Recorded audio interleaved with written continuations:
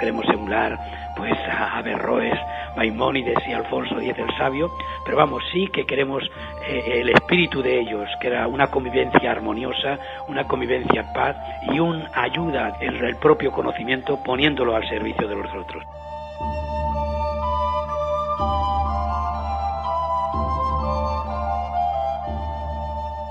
Ante una fiesta judía, una fiesta islámica, una fiesta cristiana, pues hay un grupo que invita a los otros para pasar el día.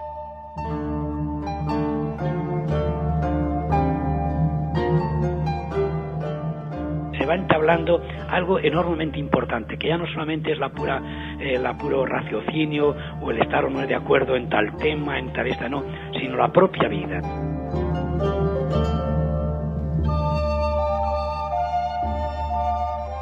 El diálogo interreligioso como compromiso. Marcial Martínez nos habla de la Cátedra de las Tres Religiones de la Universidad de Valencia, un espacio para el respeto y el intercambio de algo más que conocimientos.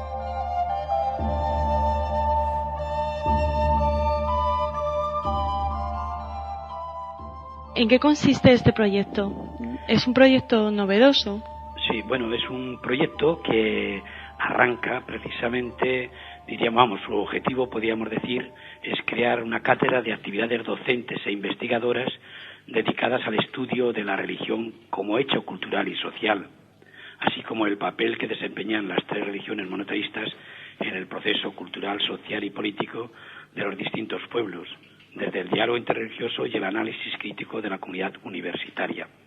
Por eso, precisamente, fue importante el hecho de que hubiese un grupo de clero progresista, es decir, cristianos, que de alguna manera en él pues se daba la circunstancia que había un catedrático de la universidad y un teólogo ecuménico, que fueron los que plantearon dentro del grupo la necesidad, diríamos, de alguna manera de unar o de crear en la universidad algún instrumento que nos llevase al estudio derecho religioso, puesto que en la universidad hacía más de siglo y medio que realmente la clase de religión, podríamos decir, o de teología había desaparecido, y veíamos que era fundamental, tanto para la religión como para la propia ciencia.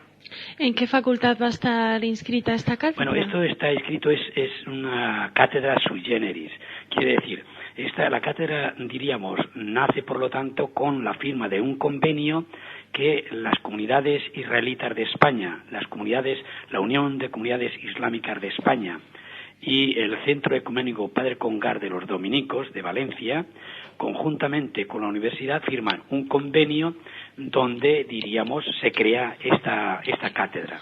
¿Qué tipo de universitarios son los que reciben estas clases de la Cátedra de las Tres Religiones? Todo tipo, ya te he dicho, son gente de 33 centros. En este año pasado nos han venido de 33 centros de la universidad. Es decir, que tenemos desde abogados, que son derechos los que mayor porcentaje de alumnos lo da derecho, empresariales es el segundo, diríamos, los segundos, y después ya viene psicología, filosofía, etcétera, etcétera, ¿no? Es decir, pues tenemos hasta bellas artes, hasta arquitectura, en fin, diversas profesiones, diríamos, ingenieros agrónomos, industriales, economistas, etcétera, etcétera.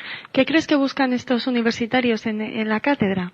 Hay un porcentaje, diríamos posiblemente de unos 30, que vienen simplemente para, bueno, pues tener el crédito, ganar un crédito que diríamos que le exigen la propia universidad, ¿no? Y eligen, pues por pura curiosidad. Hay, podríamos decir, otro 30 o cerca de 40 que vienen buscando ya algo más en los temas, diríamos, y en los cursos que nosotros planteamos. Los cursos que nosotros planteamos son, además, diríamos, la religión, concretamente las religiones monoteístas, es decir, el judaísmo, cristianismo y el islam, donde lo que se aborda más es en la historia, diríamos, de cada una de las religiones, la cultura, la filosofía, la forma de vida, diríamos, costumbres, etcétera. No entramos tanto en la parte doctrinal, en la pura, diríamos, parte doctrinal.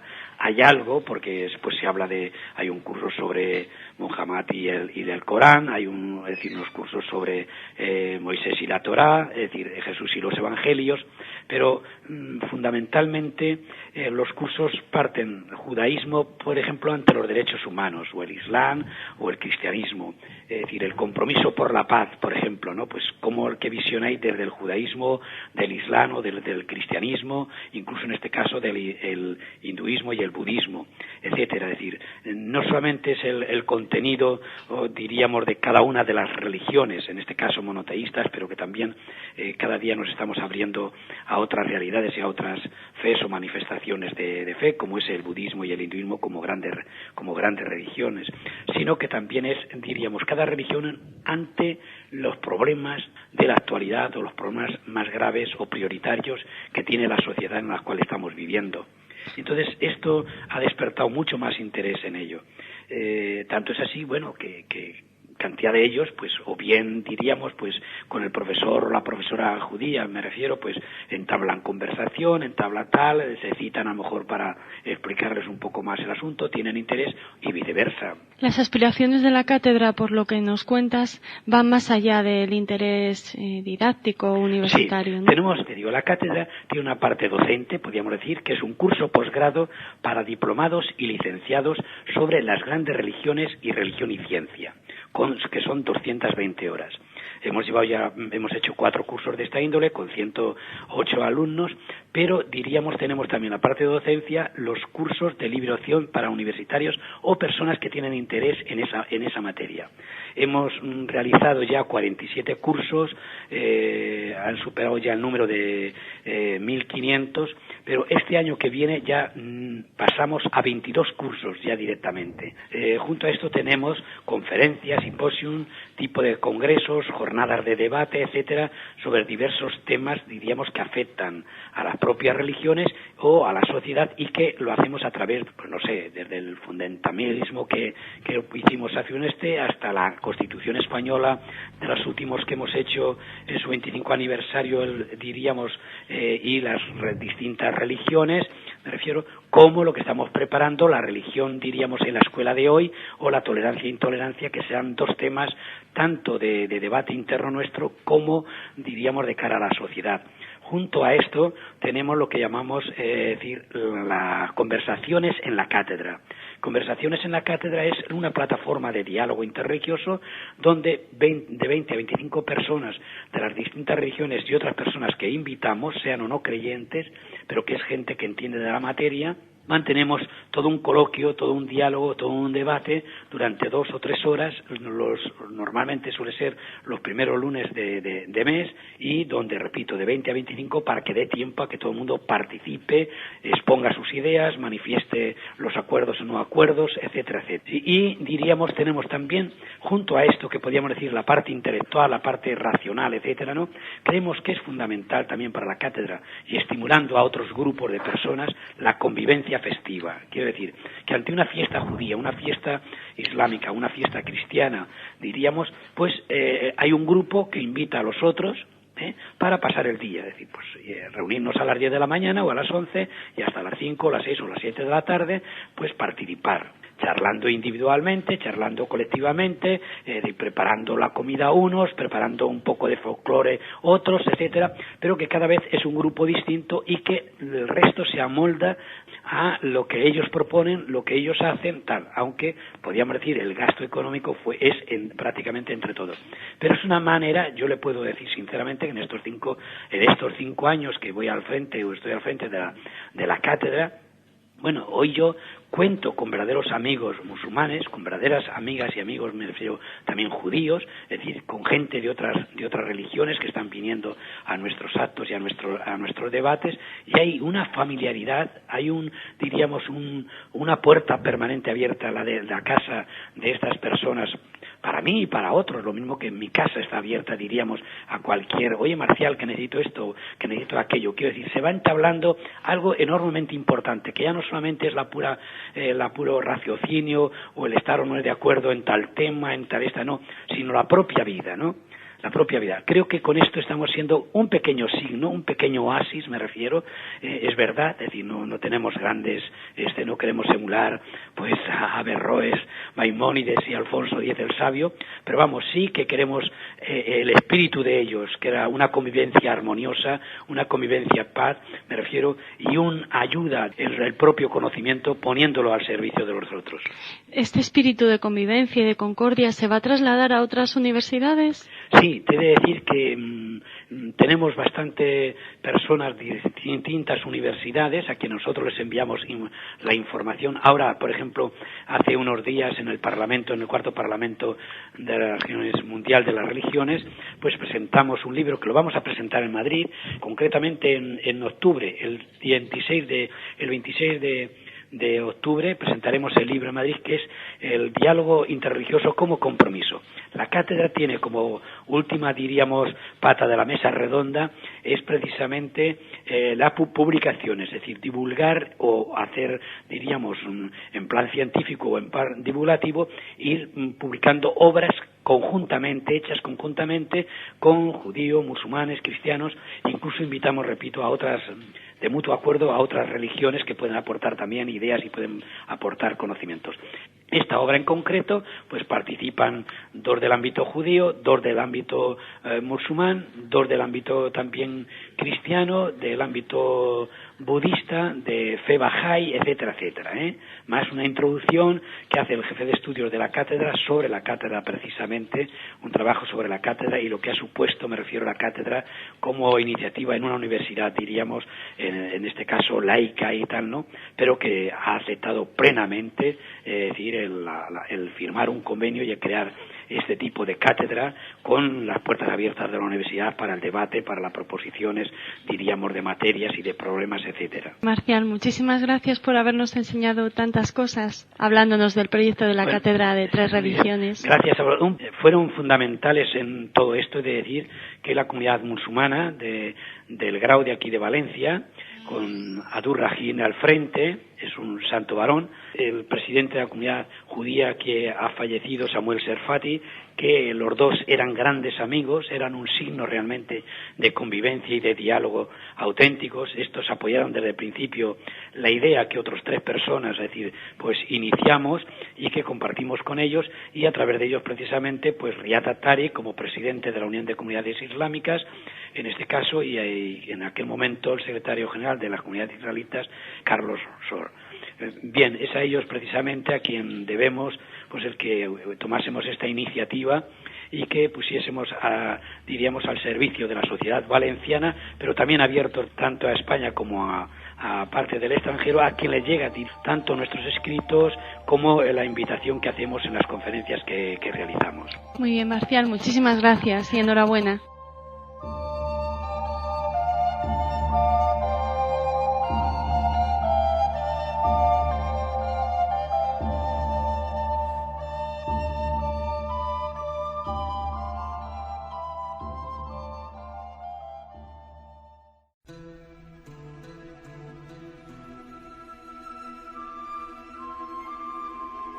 Qumran es apasionante, ¿no? Qumran es probable que sea uno de los grandes hallazgos arqueológicos del siglo XX, sin ninguna duda. Son un conjunto de textos esenciales para el origen del cristianismo, para el origen del judaísmo. El arrimar problemas arqueológicos a cuestiones políticas. Yo denominaría pues una intifada arqueológica, claro.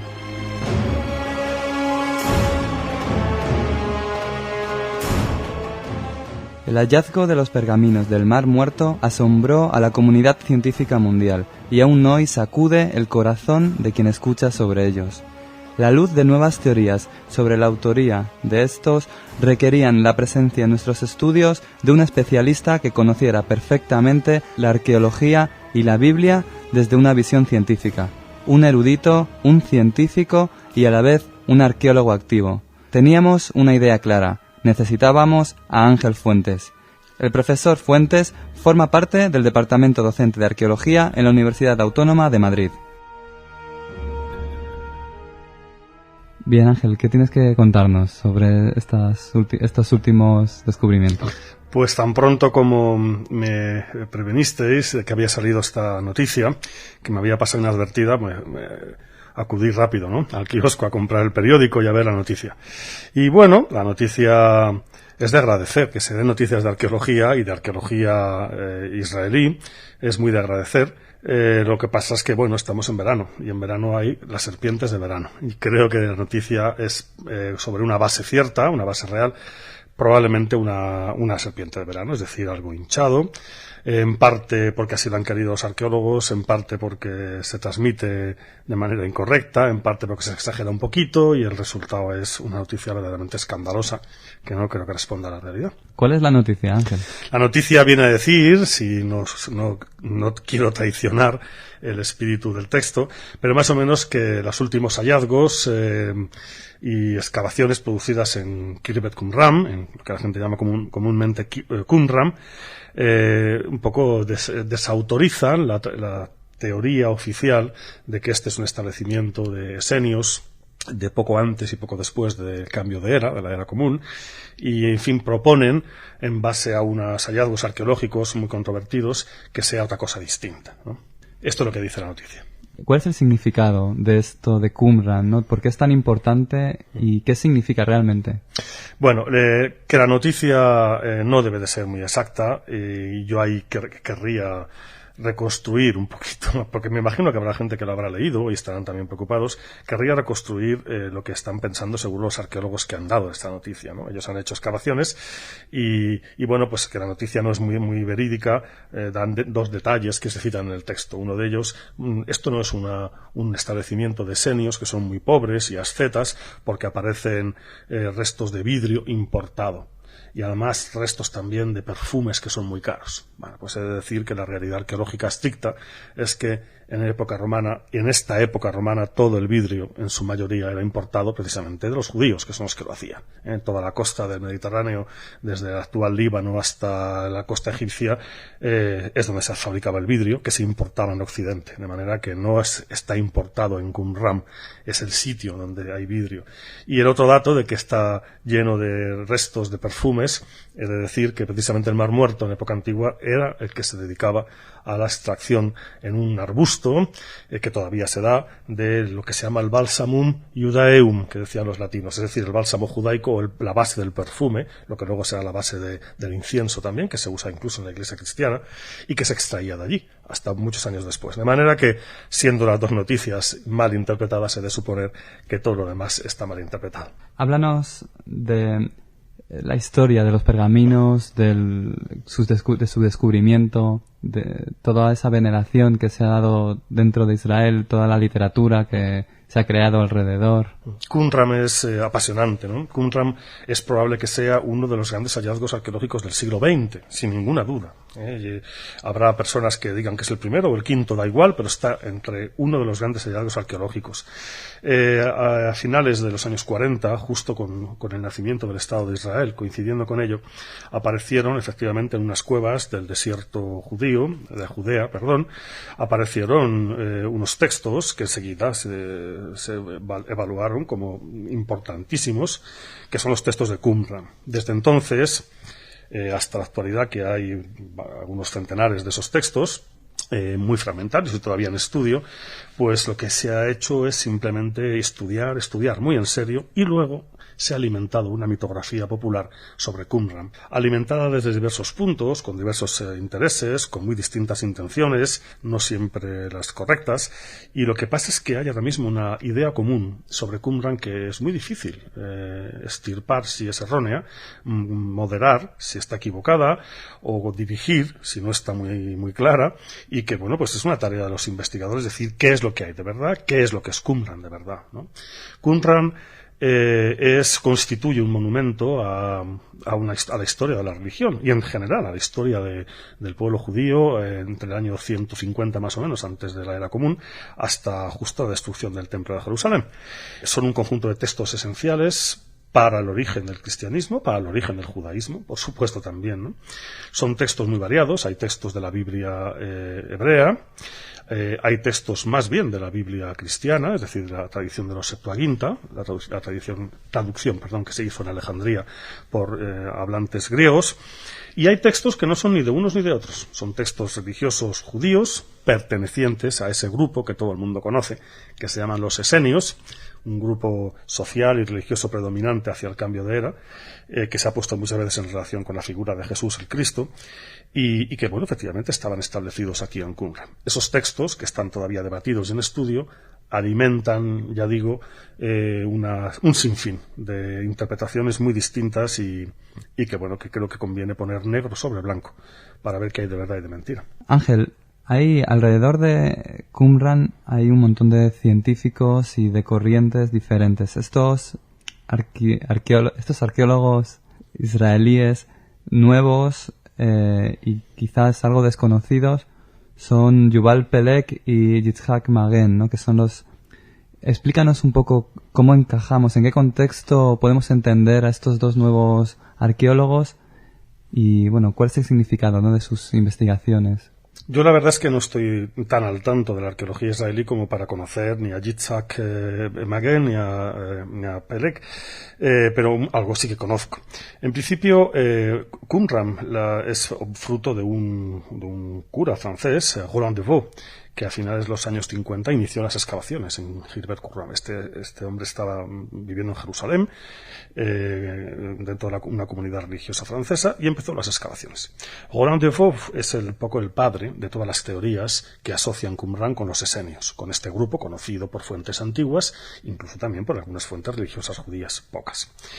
El problema es que Roland de Vaux nunca publicó sus trabajos. Fueron muy largos, él ya era mayor, no dio tiempo a publicarlos. Y lo que no publicó científicamente, sin embargo, sí creó un cuerpo de doctrina asociándola a este mundo de los esenios. Este conjunto de teorías han permanecido inalteradas durante muchísimo tiempo. La cuestión está que en los años 90 hubo un frente, digamos, ¿no?, una reacción de varios arqueólogos, tanto israelíes como de otros sitios, que contradecían. Al reestudiar ese material, contradijeron abiertamente las conclusiones de Roland de Vaux.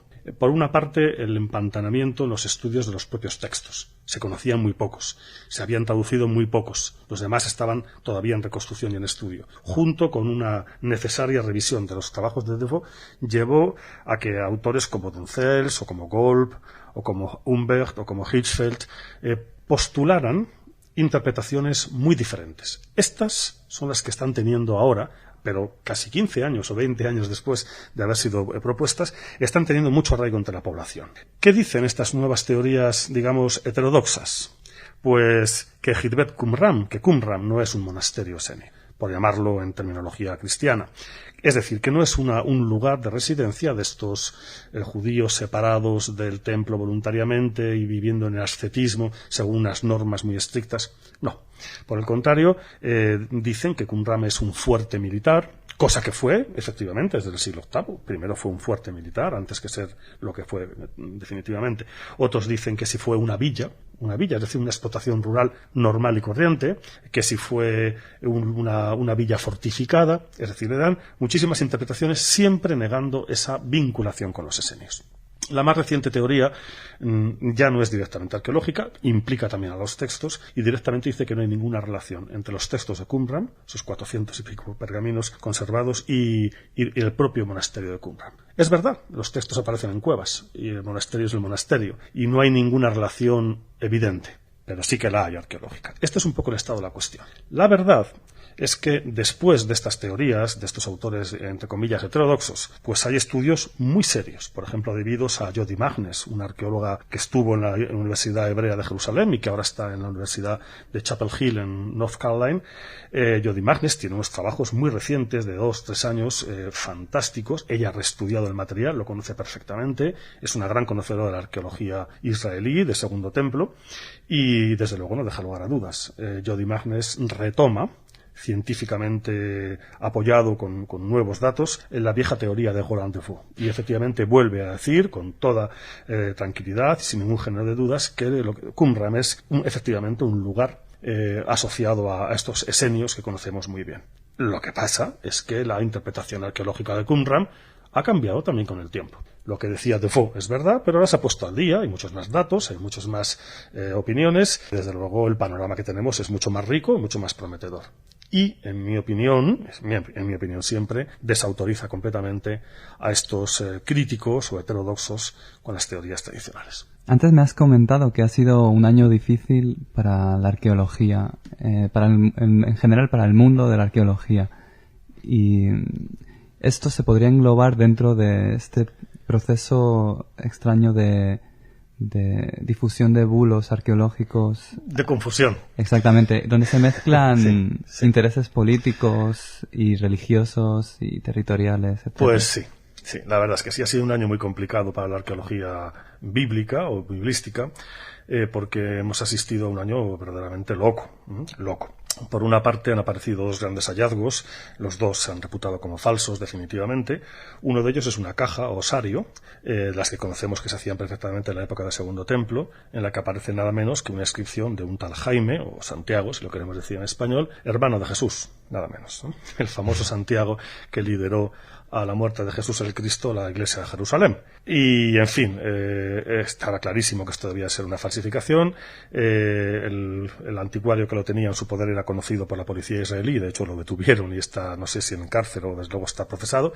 Y, en fin, se llevó a una exposición a Canadá, misteriosamente se rompió en el transporte por el sitio justo que indicaba que había sido una falsificación. En la Israel Antiquity Authority creó una subcomisión de expertos, yo creo que lo mejor que podía localizarse en el mundo en ese momento, que han declarado sin ningún género de duda que es falso.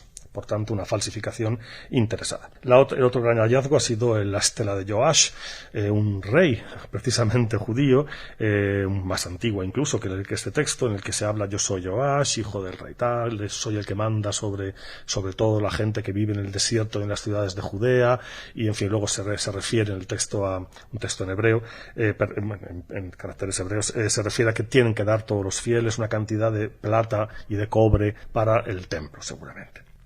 Bueno, pues también se ha reputado que es falso este texto, ¿no? Por muy interesante que sea. Este es de primer templo, no del segundo templo. También se ha reputado como falso. ¿Qué está pasando? Pues que está pasando algo que ha ocurrido en parte siempre, pero que ahora se ha acelerado.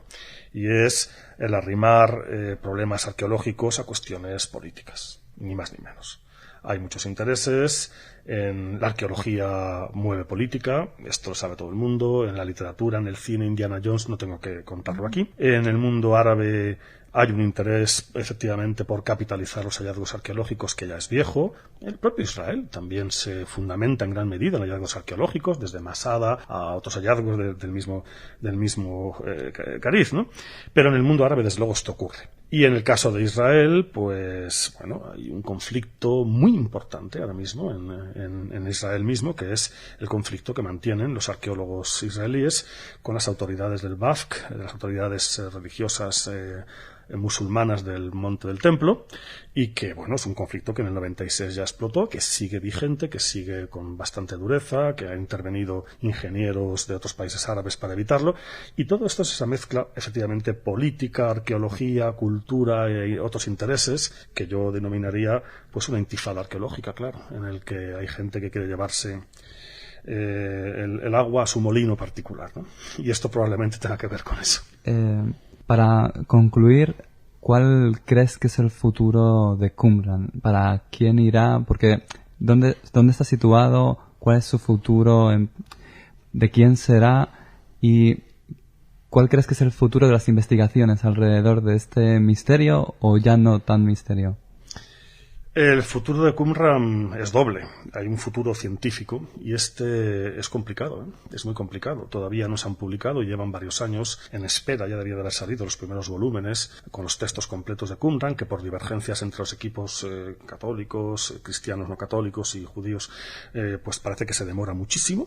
Yo por lo menos creo que llevan más de 3 años de demora, aunque va saliendo algo. Y esto sigue ahí. Hay otra parte que es arqueológica, que no tiene que ver con los textos solamente religiosos o la parte, digamos, epigráfica, sino con la parte arqueológica. Esto yo creo que está mucho más claro, se sigue excavando y yo creo que se hace muy bien. Y hay una parte también de Qumran, que esta no sé muy bien qué va a pasar. Qumran en principio está en Cisjordania, por tanto los territorios que habrán de ser entregados, suponemos, y ojalá pronto, ¿no?, que se solvente todos los problemas, aunque pertenece a un kibutz. pertenece a un kibutz y desde luego no sé si se va a quedar dentro del kibutz como un asentamiento. No lo sé, esto es una cosa que particularmente quizá lo debía de saber, pero bueno, ahí hay un problema también del monumento en concreto que no creo que le afecte de manera muy especial. No estoy seguro que no le va a afectar, quede en un sitio o quede en otro, de ninguna manera. A mí lo que me preocupa es que se siga utilizando Qumran de manera incorrecta. Yo estoy convencido de que, bueno, va a seguir en la mitología popular, la gente va a hablar de ella, van a escribir muchos libros y muchas conferencias, conferenciantes muy poco autorizados quizá, y esto es inevitable, porque esto es dinero, esta es la vida, hay un sustrato cultural que se alimenta de esto, pero a mí no me gustaría que se hiciera bandería de esto, ni bandería antijudía, ni bandería anticristiana, ni bandería de ningún tipo. La ciencia es la ciencia, y yo creo que una aproximación a la ciencia decente, honrada, pues descubre que la ciencia ella misma es tan interesante o mucho más que lo que la fabulación de personas interesadas puedan crear, ¿no? Y si cualquiera llega a este mundo científico como debe de ser, a pie llano y sin prejuicios, pues va a descubrir cosas mucho más apasionantes que los cuentos que nos quieren contar. Muy bien, muchas gracias por venir, Ángel. A vosotros.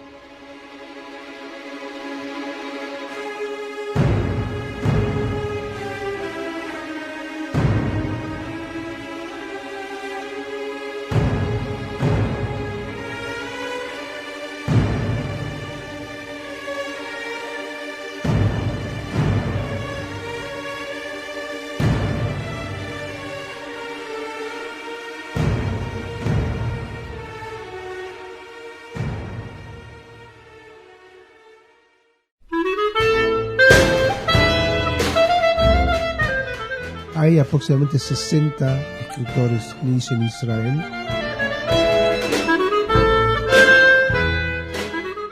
No es un yiddish que describe el mundo del ayer, sino un yiddish que trae una filosofía judía en un mundo contemporáneo.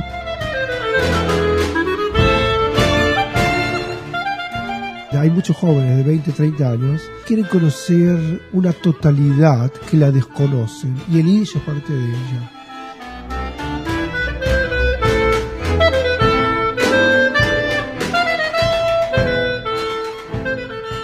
El yiddish es más que una lengua, es un término que engloba un rico y fecundo universo cultural que en su día fue el de la gran mayoría de los judíos de Europa.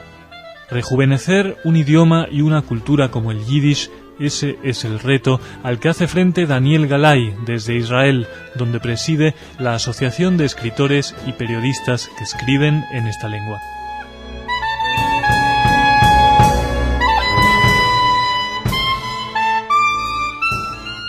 ¿Cuál es la actividad de los escritores yiddish y periodistas en yiddish en Israel? Tenemos un edificio que pertenece a la asociación, se llama Beit Leivik, a nombre de un gran escritor judío en yiddish que se llamaba Leivik. Y allí lo que hacemos es ayudar a editar libros en yiddish, hacemos actos culturales, de música, y es un hogar para los escritores en yiddish. Hay aproximadamente 60 escritores en yiddish en Israel. Bueno, el número disminuye, ¿no? Porque la generación adulta que escribe en yiddish se hace menos y menos y menos. Por otra parte, aparece una generación de edad intermedia, de 50 años hoy día, que también crea en yiddish y ya hizo sus publicaciones, y la asociación trata de fomentar toda esta actividad. ¿Y qué difusión tienen los materiales que producís, las obras que producís? Digo, dentro de Israel, imagino que fuera de Israel también. Bueno, la difusión no es masiva, pero es muy significativa. Es decir, que todo el mundo yiddish sabe acerca de nuestra existencia y actividad. Si es Buenos Aires o Estados Unidos o Moscú o San Petersburgo, saben de nosotros y nos alentamos mutuamente. Así que aquí no se trata de cantidades, sino se trata de una cualidad nueva, de un rejuvenecer de una cultura y de un idioma, y de buscar métodos como ampliar el mercado, es decir, la gente que hable y que lea el idioma. ¿Y hay prensa en yiddish en Israel? Bueno, el diario más importante hoy día es el Forwards, que se publica en Nueva York y que tiene un suplemento israelí, con muchas noticias de cosas que pasan en Israel. Y el Forwards es muy bueno Porque el diario entiende que tiene que apelar a nuevas generaciones y por lo tanto hay páginas que tienen un carácter más bien educativo, explicando un poco el idioma, dando mucha información histórica, literaria, de modo que no es un diario común, tiene que ser diferente. Tiene también noticias de Israel, del mundo judío. Desde ese punto de vista es un diario muy bueno porque concentra mucha información acerca del mundo judío en todas partes. Y el idioma de Yiddish, por supuesto, merece una atención especial allí. Pero el forward ha cambiado, ¿no? Antes creo que editaba solamente en Yiddish y ahora parece que es una edición bilingüe. El forward, ¿no?, tiene varias ediciones. Tiene en Yiddish, en inglés y en ruso, que son independientes. La más fuerte es en inglés y está otra en ruso. La Yiddish es la menor. Y históricamente el forward tiene más de 100 años, ¿sí? Y fue un periódico diario. Hoy día es semanal. Tiene su significación y puede crecer nuevamente, puede haber un auge. Tú eres escritor, Daniel. ¿Qué tipo de obras produces? ¿Novelas, teatro? Yo escribo en particular poesía y para teatro. Entre otras también escribí una ópera de cámara a texto, libreto mío en Yiddish, que es algo un poco original. Yo escribí el libreto en Yiddish y después lo traduje al hebreo y fue traducido también al alemán. Esta obra todavía no se produjo, pero fue para mí un gran desafío cómo crear un texto que es Yiddish y al mismo tiempo que es muy universal, muy actual. Es decir, no es un Yiddish que describe el mundo del ayer, sino un Yiddish que trae una filosofía judía en un mundo contemporáneo muy alienado, muy complejo, y bueno, con toda una trama y con música. Y están otras obras de teatro que escribí, una sátira y poesías en Yiddish. También escribí artículos en la prensa que se relacionan más al mundo, digamos, de identidad judía, que me apasiona mucho, ¿no? Quizás ese sea el gran reto del Yiddish hoy, no convertirse en una lengua de nostalgia de un mundo desaparecido, sino volver a crear y pensar el mundo actual en este idioma. Claro, que el Yiddish es un contenido, pero también es un medio para recrear una vida que no existe más, pero que es parte de nosotros y forjó nuestra identidad. Y bueno, hay más y más gente que lo entiende. Hay muchos jóvenes de 20, 30 años que se acercan al Yiddish, quieren conocer sus raíces. Ellos quieren conocer una totalidad que la desconocen y el Yiddish es parte de ella. Es decir, ellos no se sienten atraídos al Yiddish en sí. Ellos se sienten atraídos a conocer un mundo de valores, de historia, quieren conocerlo no a través de filtros, sino directamente. Y el Yiddish es un medio muy bueno. Y el Yiddish es difícil de estudiar, como cualquier otro idioma. Y más difícil todavía porque otros idiomas tienen países en los cuales se los habla. El Yiddish no tiene tal país. Pero estos jóvenes, como tienen una profunda necesidad de saber bien quién son ellos y qué es lo que tienen para hacer, lentamente se van a acercar al Yiddish como a otros idiomas judíos y van a poder contribuir al desarrollo de las culturas nacionales y también más amplias. Esto ocurre en Israel, pero creo que también en la diáspora, ¿no? Si uno piensa no solamente el Yiddish, sino toda esa cultura en torno al Yiddish, como puede ser la música klezmer, que hay todo un auge, una vuelta, un interés por mucha gente joven por el klezmer, quizás forma parte de ese todo, ¿no? Por recuperar la identidad. Y no sé si estabas hablando de Israel, ¿no? De estos jóvenes, claro, cuando hablas de los jóvenes. Son jóvenes que se acercan. Claro, sabes, nacidos en Israel, que hoy día tienen de promedio 25 años y que son muy conscientes de su ser israelí y de las carencias que hay en este ser, es decir, que ellos las quieren completar a través de que se reconectan con las biografías de sus abuelos y bisabuelos que los pueden enriquecer, y ellos no quieren una biografía reducida y limitada, la quieren amplia, rica, efervescente.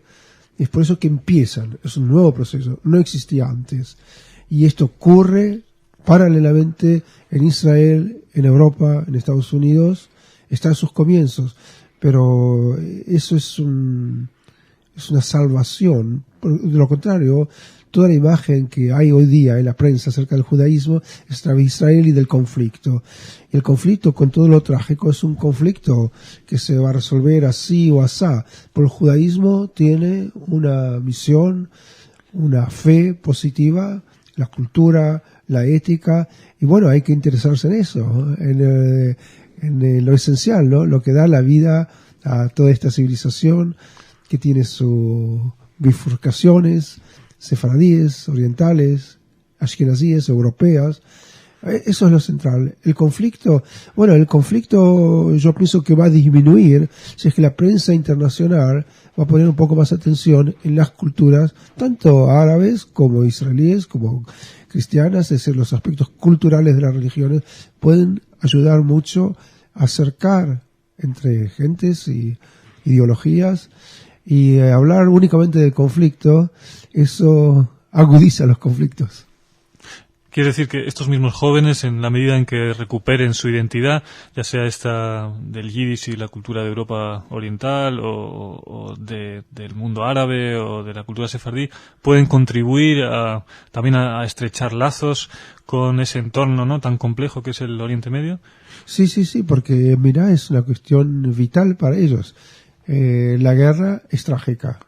Y si la cultura y la identidad pueden ayudar a una mejor autocomprensión y comprensión mejor de los vecinos, bueno, estos jóvenes van a buscar diálogos y vías de diálogos con Europa y con otras partes del mundo, de modo de desarrollar más armonía, fortalecer la armonía. El conflicto, bueno, tiene su dinámica propia, pero la armonía, es decir, el entendimiento entre las partes, es posible, pero hay que fomentarlo. Y con gente joven cree en el futuro. Gente joven construye el futuro. Entonces hay que poner atención en ellos y acompañar estos nuevos intereses que estoy describiendo aquí.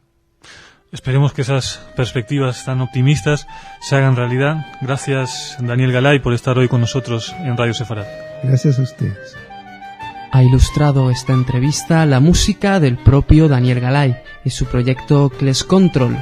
Hemos extraído los cortes de su disco Klezmer Tunes with a Classical Touch. Hemos abierto con Farn Kaiser y acabaremos con la canción Farputste Lorden, Señores Elegantes.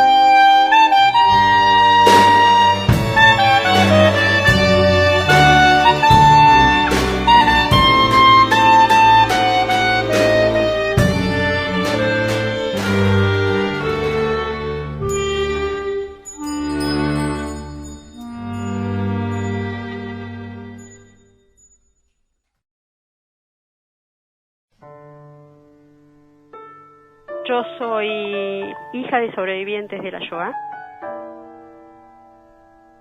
Se colocan como pizarras, en donde la gente va pinchando en papeles, habitualmente papeles arrancados de algún cuaderno. Me llamo así, sé que nací en Polonia, no sé cuál era el nombre que yo tenía cuando nací.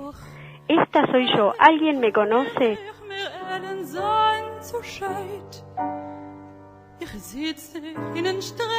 Los sobrevivientes no van a vivir muchos años más y son los últimos testigos que quedan, que pueden dar cuenta de lo que pasó. Entonces hay una sensación de estar tocando la historia.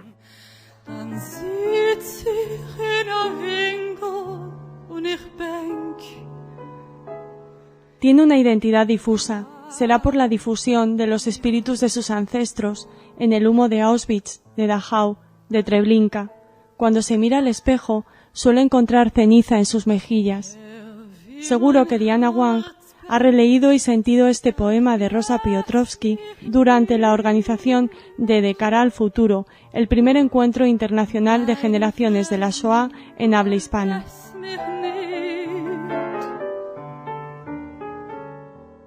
Diana, del 21 al 24 de noviembre, tú y muchos descendientes de sobrevivientes de la Shoah estaréis de cara al futuro. Sí, no solamente nosotros. Nosotros hemos sido los que sembramos esta planta, que esperemos que brote, que germine, que crezca. Y la idea es contagiar a toda la sociedad, transmitir el legado que nosotros tenemos, pero para la sociedad en general. De cara al futuro es el nombre del primer encuentro internacional de generaciones de la Shoah, del Holocausto, que se va a celebrar en Buenos Aires, en Argentina. ¿Por qué hay que estar presentes? ¿Por qué hay que luchar ahora, Diana? Mira, hay varias razones. Una de las razones, estando como están ustedes en Europa, es este brote furibundo de antisemitismo, que a mí no me gusta llamar antisemitismo, creo que se llama judeofobia. En un país como la Argentina, en donde hubieron los dos atentados antijudíos más importantes después de la Shoah, todavía impunes, es decir, el ataque a la Embajada de Israel en el 92 y a nuestra mutual judía en el 94, es el lugar indicado en este momento del mundo y acá para hacer este encuentro, además hacerlo en habla hispana, que esto es lo inédito de nuestro encuentro. Sí, el primer encuentro tuvo lugar en 1981 en Jerusalén. Sí, señora, en 1981 en Jerusalén, que fue conmovedor para aquellas personas que estuvieron, infortunadamente yo no estuve, y después se han hecho, la gran mayoría de ellos se hacen en los Estados Unidos. ¿Y por qué crees que existe ahora la necesidad de hacerlo en castellano, en español y en portugués también, verdad? La idea de la necesidad es una confirmación que estamos teniendo recién ahora.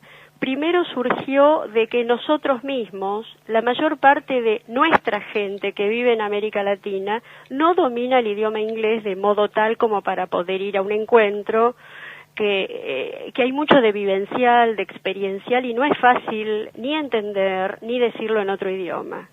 A partir de ahí se nos ocurre hacer esto en nuestro idioma y vemos que el eco que recibimos indica que esta necesidad era una necesidad que trascendía a la nuestra, que la compartimos con otros.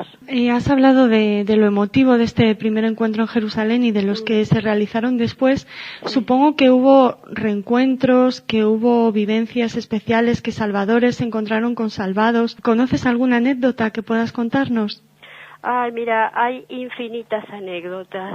Por ejemplo, se hacen en este tipo de encuentros, en los pasillos de acceso a las salas, se colocan como pizarras, en donde la gente va pinchando en papeles, habitualmente papeles arrancados de algún cuaderno, manuscritos con una escritura nerviosa y urgente. Me llamo así, sé que nací en Polonia, en realidad no sé cuál es mi nombre, porque me entregaron, quiero ver si alguien conoce, y hay una foto.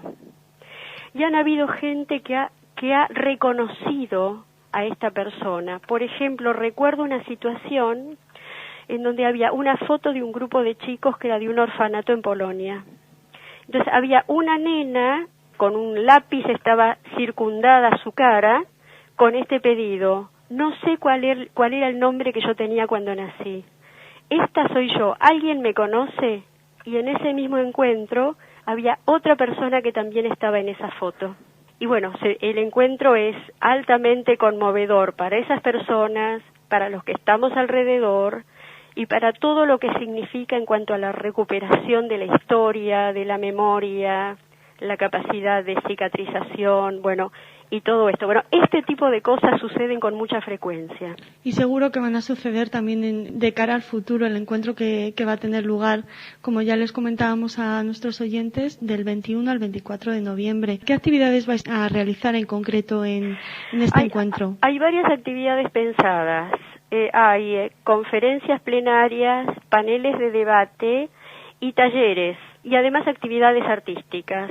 Vamos a tener ballet, vamos a tener teatro, vamos a tener música, vamos a tener un homenaje a los salvadores, que son probablemente quienes tengan la responsabilidad de entregar el legado a la sociedad, porque lo que los salvadores no judíos han hecho, a riesgo de sus propias vidas y las de sus familias, es el ejemplo cívico que queremos transmitir para enseñar, para que se use en las escuelas, para todos los chicos, judíos y no judíos.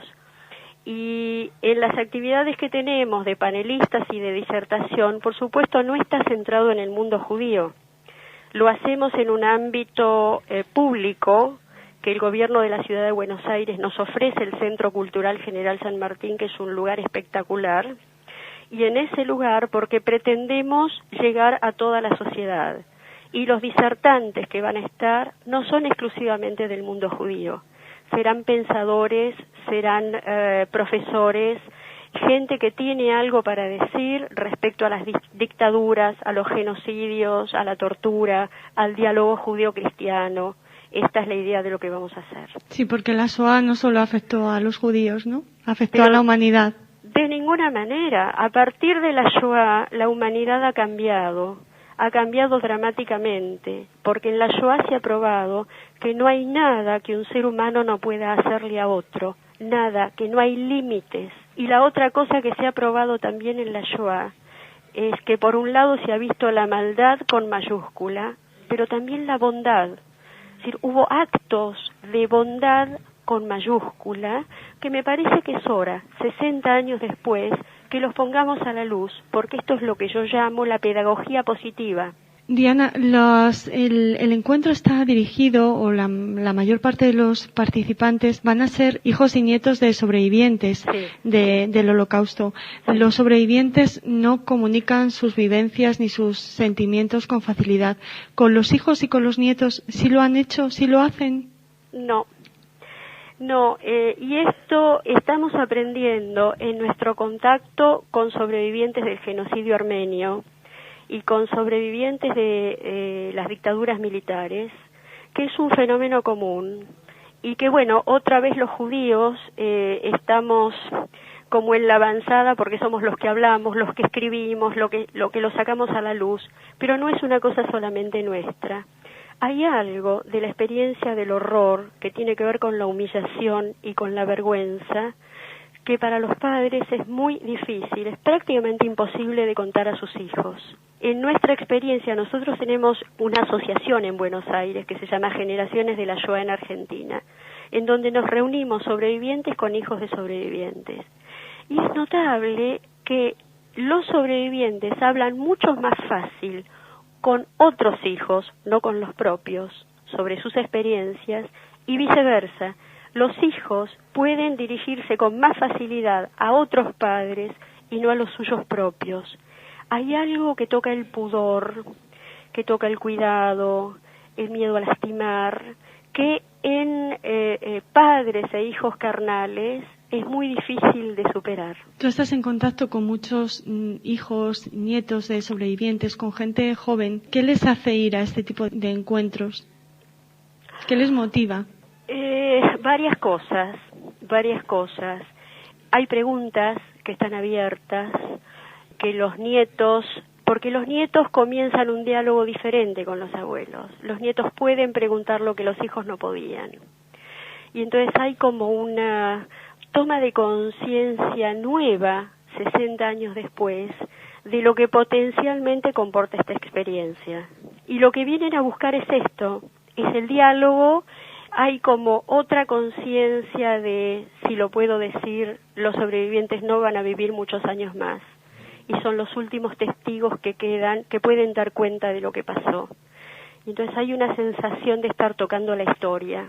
De que sean altavoces hacia la posteridad, ¿no? Exactamente. Y quería decirte que esto lo estamos haciendo con asociados y con el apoyo incondicional de la Fundación Memoria del Holocausto y el Museo de la Shoah en Argentina, que bueno, cuyo objetivo es este mismo en forma institucional. Vais a tener invitados internacionales y argentinos, nacionales. ¿Contáis con alguna presencia española? Ay, Raquel, viste con un tema complicado, porque sí tenemos una promesa, que es, bueno, el sueño en la organización de este encuentro, de que nuestra conferencia de disertación inaugural sea dada por Jorge Semprún. Y Jorge Semprún hasta ahora ha dicho que sí, que está interesado en venir, pero necesitamos todavía unos días más para ver si no se superpone con un compromiso previo que él tiene. Sería magnífico por lo que supone su figura como escritor y como político, y sobre todo porque él mismo es un sobreviviente del Holocausto. Es decir, reúne todas las características que nosotros queremos. Es decir, es un sobreviviente, es un luchador, es un pensador, una mente brillante, su lengua es el español, estuvo en un campo de concentración, puede hablarle al mundo judío y al mundo no judío, es perfecto. Diana, anima a la gente a participar en este encuentro tan especial. Que los anime yo. Sí. A cómo hacer. ¿Cómo hacer cuando uno siente... bueno, para mí forma parte de mi vida. Tenemos un extraño privilegio los descendientes de sobrevivientes. Nosotros sabemos que el horror existe y también sabemos que el horror se supera. Sabemos que la fortaleza del ser humano desafía cualquier antecedente y cualquier previsión. Esto es una de las cosas que queremos decir. Creemos que el mundo necesita de nuestra misión y de nuestro legado, porque tenemos mucho para decir. Nosotros podemos hablar de la responsabilidad del ciudadano común, de cómo enseñar, de cómo trabajar con las generaciones futuras para no pasar indiferentes ante la injusticia, ante el maltrato, ante el asesinato. La semana pasada hubieron muertes en Ruanda. No se puede creer. Esto no pasó hace mucho. Esto sigue pasando ahora. Es decir, el odio sigue siendo alentado por ciertos sistemas políticos, y coincido con Semprún que hasta que no se cambien los abordajes políticos, esto no se va a cambiar. Hasta que no se cambie la educación, esto no se va a cambiar, y es nuestra obligación como descendientes de sobrevivientes del Holocausto, trabajar en la educación. Y bueno, espero haber entusiasmado a algún oyente y que se comuniquen con nosotros. Seguro que sí, y te agradecemos muchísimo a ti y a todos los que estáis participando en la organización de Cara al Futuro, que construyáis un futuro mejor con iniciativas como estas. Esperemos que esta semilla que sembramos, como decía al principio, sea un brote que crezca. Los invito a los oyentes que visiten nuestra página web www.alfuturo.org. Bueno, y ahí hay toda la información y gustosamente los recibiremos en Buenos Aires, que es una ciudad tan bella, tan llena de vida y de cultura y de mate y tango. Muchísimas gracias, Diana. Bueno, Raquel, muchísimas gracias.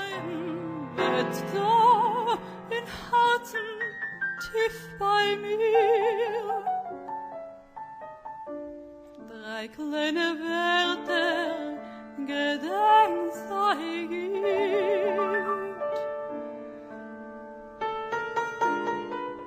Und du wirst sein, vergess mich nicht.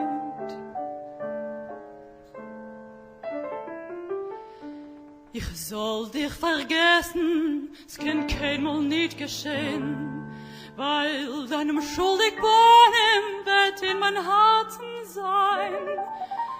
du müsst mir heilig glauben, ich geb mein Ehrenwort, keine andere Welt kein Mal vernehmen du dein Ort, weil dich nur lieb ich dich, ne Schame mein Leben wird damit heilig sein.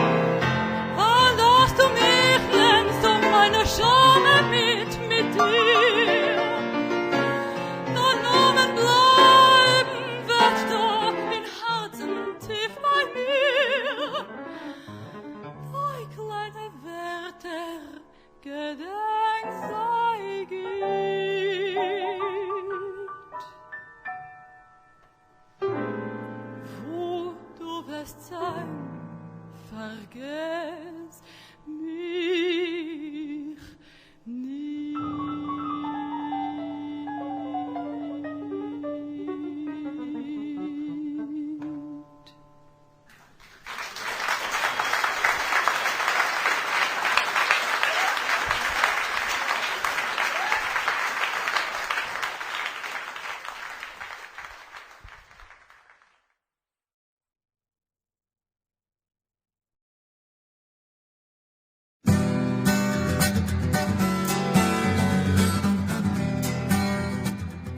El departamento de Akshama es un departamento de la Organización Sionista Mundial, cuyo objetivo es el trabajo específico y enfocado con jóvenes de 18 a 30 años en países de la diáspora y parte en Israel.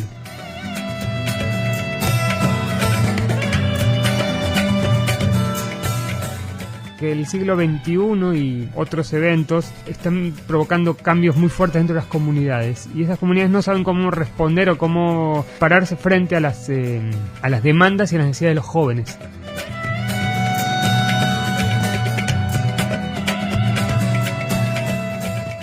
Que el joven tenga una empatía con Israel por la buena situación, no por la mala situación, no por defendernos nada más, sino decir, qué país tan lindo con el que me identifico.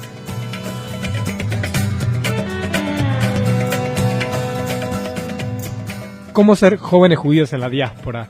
¿Cómo viajar a Israel en un programa educativo? ¿Cómo viven los jóvenes su relación con el sionismo hoy en día? En una palabra, ¿cómo ser un joven judío activo y no morir en el intento? A esta y a otras preguntas nos responde Andy Faur, coordinador de proyectos de Akshama.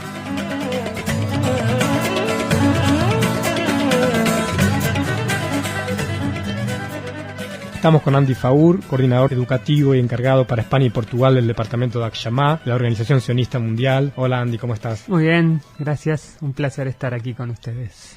Cuéntanos Andy, ¿qué es Akshama? ¿Qué tipo de actividades realizan? ¿A quién va dirigido? El departamento de Akshama es un departamento pequeño relativamente de la Organización Sionista Mundial, cuyo objetivo es el trabajo específico y enfocado con jóvenes de 18 a 30 años en países de la diáspora donde nosotros trabajamos y parte en Israel. Trabajamos en varios lugares del mundo, entre ellos muy fuerte en Latinoamérica, en Estados Unidos, Australia, Sudáfrica y países europeos como Hungría, Francia, España, sobre todo para ayudar y fomentar el activismo entre los jóvenes de las comunidades. ¿Qué tipo de actividades realizan con la juventud judía de la diáspora? Lo que nosotros trabajamos sería una especie de trabajo en etapas, de ir insertando al joven en forma gradual dentro de la actividad comunitaria. En primera instancia, involucrarlo en la actividad comunitaria, interesarlo en la actividad judía sionista comunitaria, luego capacitarlo para que tome posiciones de liderazgo dentro de las comunidades, que intervenga en forma activa, ya no solo como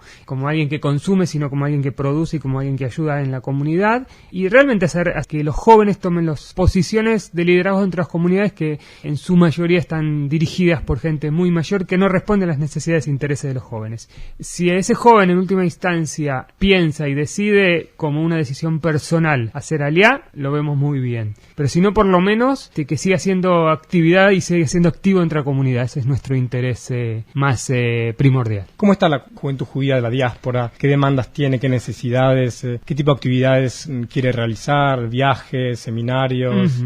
Obviamente depende mucho de cada lugar, depende mucho de cada realidad, de cada contexto. Si hacemos una generalidad muy generalizada, y es un cliché decir la juventud está en crisis, no sabe hacia dónde va, no sabe lo que quiere. No creemos eso. Si hay una situación de crisis a nivel, llamémoslo comunitario, judeo-sionista, de que los jóvenes no se sienten atraídos por las comunidades, no se sienten atraídos por las actividades comunitarias, no se sienten atraídos por las actividades que tengan que ver con judaísmo y sionismo, no es lo que hoy en día los atrae, y ese es nuestro desafío, ¿sí? O sea, interesar a los jóvenes en distintas formas, en cada lugar, hacia actividades que tengan que ver con su identidad. ¿Sí? Con su identidad judeo-sionista. Ese es el desafío más grande. ¿Que les interesa a todos? No, le interesa a un grupo. Nosotros nos enfocamos sobre todo a ese grupo, digamos. Tenemos como un slogan, que trabajamos con los jóvenes y no para los jóvenes. O sea, nosotros trabajamos en la misma onda que los jóvenes. Dijiste, ¿qué les interesa? Les interesan mucho los programas de Israel. Tenemos mucho éxito en los programas de Israel. Ustedes bien lo saben, el éxito que tuvo el programa Birthright Taglit aquí en España. Cantidad de jóvenes impensadas hasta hace 2 años estuvieron en Israel, que es un punto muy importante de fortalecer la identidad y fortalecer el compromiso y fortalecer el activismo de los jóvenes. Es interesante ver. ¿Y cómo está la juventud judía, concretamente hispanohablante, tanto de América Latina como de España, que es un poco a la que se dirige también nuestra audiencia? Está en un periodo, yo diría, de transición.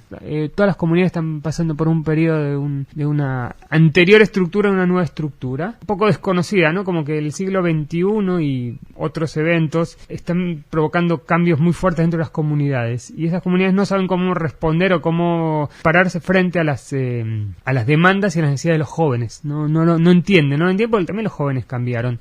Yo te diría, si hacemos una comparación, Fede, más difícil que antes. Está más complicado llamarlos, más complicado atraerlos, más complicado comprometerlos. Y ese es justamente el desafío, buscar maneras creativas y maneras nuevas y maneras desafiantes para atraer más a los jóvenes, que, si te lo puedo sintetizar en una palabra, están más apáticos que en el pasado. Y ese es el desafío, justamente, interesarlos en la agenda judía, que sean activos dentro de esta agenda y menos apáticos. ¿Qué tipo de actividades habéis realizado junto con la juventud judía española en Barcelona, en Madrid? ¿Qué tipo de programas educativos? El trabajo en España es relativamente nuevo. Por ahora estamos muy conformes, digamos. España la podemos definir como una comunidad relativamente nueva, o sea que empezó con un proceso de renovación hace poco tiempo, y en términos mundiales, mediana a pequeña. Nuestro primer contacto fue con los programas Berza y Taglit, que copatrocinamos, y en segunda instancia... Explícanos un poco para la gente que no conoce en qué consiste. Es un programa destinado a jóvenes judíos de la diáspora entre 18 y 26 años que no hayan estado en un programa educativo en Israel y que les interesa venir a Israel por un precio módico,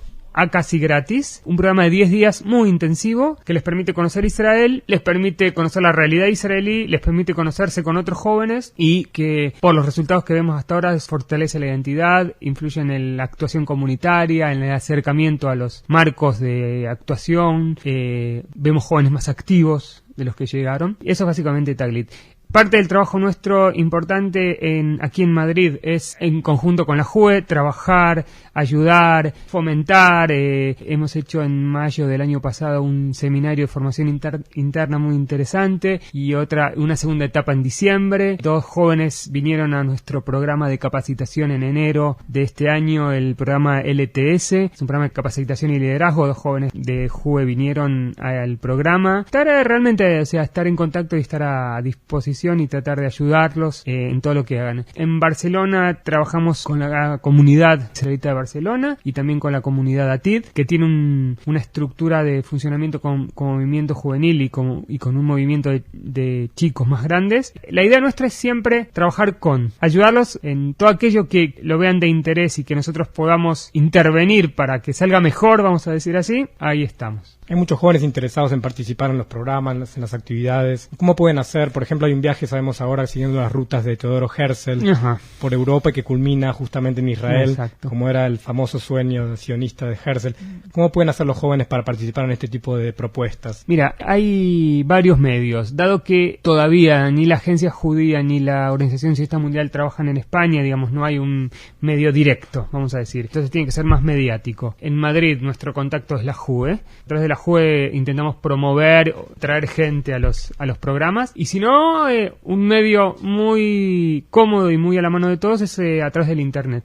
Tanto la Agencia Judía como el Departamento de Akshama tenemos sitios muy buenos, en castellano también, donde los jóvenes pueden acceder muy fácilmente, enterarse de los programas e incluso anotarse. O sea, hoy en día prácticamente todo programa que hacemos en Israel, las personas se pueden anotar desde su casa, vía internet, y se hace la comunicación mucho más fácil. ¿Cómo es a nivel global la identificación de esos jóvenes de la diáspora con respecto al sentimiento hacia Israel, hacia la actualidad israelí? Me imagino que ha cambiado mucho y tú también has sido, digamos, testigo de ese cambio a lo largo de todos tus años de trabajo en la agencia judía. ¿Cómo es actualmente esa identificación entre el joven judío de la diáspora y lo que representa, simboliza Israel? Pregunta para un seminario entero, vamos a intentar hacerla en un minuto. Te puedo decir, en general, los jóvenes judíos tienen una identificación casi incondicional con Israel. Digamos, los jóvenes ven a Israel como el centro de la vida judía, como el estado del pueblo judío, como un lugar de referencia y de identificación importante. Algunos lo toman más en serio o menos en serio, algunos llegan incluso a venir a vivir con nosotros en Israel, otros lo toman como un modelo y un punto de referencia. Y la situación de Israel, la situación política, llamémosla así, influye muchísimo en la identificación de los jóvenes. Y esto es muy interesante verlo, que es tanto para bien o para mal, porque, por ejemplo, si la situación en Israel es mala, vamos a decir así, que con atentados, con una situación de seguridad no muy buena, muchas veces incluso esa situación influye en las comunidades de la diáspora. Caso más concreto y que pasó hace poco es el caso de la AMIA. Supuestamente fue un atentado en represalia, ¿sí?, de grupos fundamentalistas en represalia por una acción de Israel. Entonces eso obviamente es una influencia muy negativa. Como lo que ocurre en la situación interna de Israel, vamos a llamar así, pueden llegar a influir en una... Y esto, interesantemente, despierta el interés de los jóvenes por Israel, por la negativa. Es interesante, o sea, veo que el tema de Israel me afecta, entonces me voy a interesar más. Veo que el tema de Israel me toca de cerca, a pesar de que está lejos, entonces me voy a interesar más. Y el otro lado es por la positiva, digamos, nosotros, que es la que yo y el departamento buscamos, que es que el joven tenga una empatía con Israel por la buena situación, no por la mala situación, no por defendernos nada más, sino decir, qué país tan lindo con el que me identifico, qué país tan progresista, tan justo, que busca la paz, que sus ciudadanos viven bien, yo quizás en algún momento vaya a vivir allí, como una identificación más positiva, que esa es la que buscamos. Cuando la situación es complicada, como estamos pasando ahora, es más difícil lograrla. En los medios, obviamente, lo que se ve de Israel es el conflicto, es lo que más vende. Y Israel tiene tantas cosas buenas, tanto un país que en 50 años está entre los 20 más desarrollados del mundo, donde tiene una medicina de características increíbles, donde tiene una ciencia y tecnología de punta, donde tiene un índice de desarrollo humano altísimo. Digamos, tiene muchas características positivas. Los medios, hoy en día, como dijimos, no vende. Eso no vende de Israel. Vende lo otro, la sangre y los tanques. Por eso esperamos el día que llegue la paz y que podamos vender eso. O sea, tenemos mucho para vender al mundo, tenemos mucho no para enseñar, sino para mostrar al mundo todo el desarrollo humano, no sé si sabes, pero un 8% del presupuesto bruto nuestro anual es trabajo voluntario. Por ejemplo, el trabajo voluntario en Israel es una cosa increíble. Prácticamente todo israelí tiene alguna actividad voluntaria que ayuda a la comunidad. ¿Nos podrías contar en breve qué tipo de actividades realiza Akshama con los colectivos no judíos? Sabemos que hay programas también de liderazgo en Argentina y también propuestas en Uruguay Uruguay, con asociaciones universitarias. Verdad. Cuéntanos un poco cuáles son esos programas y cómo se desarrollan. Exacto. Nuestro principal público es el público judío, pero nos quedamos en eso, no nos cerramos en eso. Digamos, tenemos otro tipo de proyectos. Que decías de Argentina, es un proyecto de liderazgo comunitario juvenil que está haciendo el departamento en conjunto con Fundación Local Argentina. El proyecto pretende la formación de cuadros de jóvenes líderes que se inserten tanto a nivel social, político, económico en la sociedad argentina,